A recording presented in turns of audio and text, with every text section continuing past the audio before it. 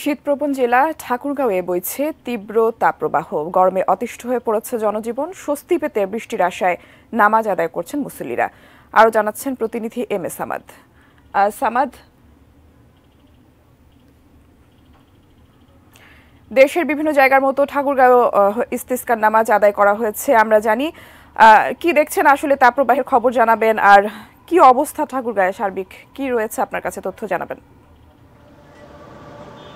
ধন্যবাদ টুম্পা। ঠাকুরগাঁয়ে আজকে সকাল থেকে বেশ বিভিন্ন শ্রেণী পেশার মানুষের সঙ্গে কথা হয়েছে। তার মধ্যে ষাটোর্ধ্ব একজন রিক্সা চালকের সঙ্গে কথা বলছিলাম। তিনি কিন্তু বলছিলেন যে তিনি যখন থেকে তাপপ্রবাহ অর্থাৎ নিজেকে বুঝতে শিখেছেন তারপর থেকেই এবারে যে পরিমাণ তাপমাত্রা তিনি উপলব্ধি করছেন বা যে পরিমাণ তাপমাত্রার এবার তাপের প্রবাহ বা তাপের দাপট দেখা যাচ্ছে, তিনি কখনো এইরকম তাপমাত্রা আসলে তাপপ্রবাহ উপলব্ধি করেননি। আবহাওয়া বিষয় একই কথা বলছে যে গত 1948 সাল থেকে শুরু করে 2024 পর্যন্ত 76 বছরের যে তাপমাত্রা, সেটিও কিন্তু এবারে রেকর্ড পরিমাণ তাপপ্রবাহ এবং তাপপ্রবাহর যে সময়কাল প্রায় 27 দিন তাপপ্রবাহ চলছে। যদিও ঠাকুরগাঁয়ের মানুষ, আপনি শুরুতে যেমনটা বলছিলেন যে ঠাকুরগাঁয়ের মানুষ শীতপ্রবণ এলাকা, অর্থাৎ আমাদের পার্শ্ববর্তী যে জেলা রয়েছে পঞ্চগড় হিমালয়ের পাশাপাশি হবার কারণে প্রতি বছরই কিন্তু শীতের সঙ্গে এক ধরনের আমাদের সংগ্রাম করতে হয়। কিন্তু গত বছরও প্রায় শীতে তাপমাত্রার যে প্রবাহ, তাপের যে দাপট বেশ ভালো ছিল, কিন্তু এবারে যে তাপপ্রবাহ এটি আসলে নাভিশ্বাস একটি অবস্থা রয়েছে। সে কারণে দিনমজুরদের কষ্ট হচ্ছে, কৃষিজীবী মানুষদের কষ্ট রয়েছে, যারা রিক্সা চালক রয়েছেন অর্থাৎ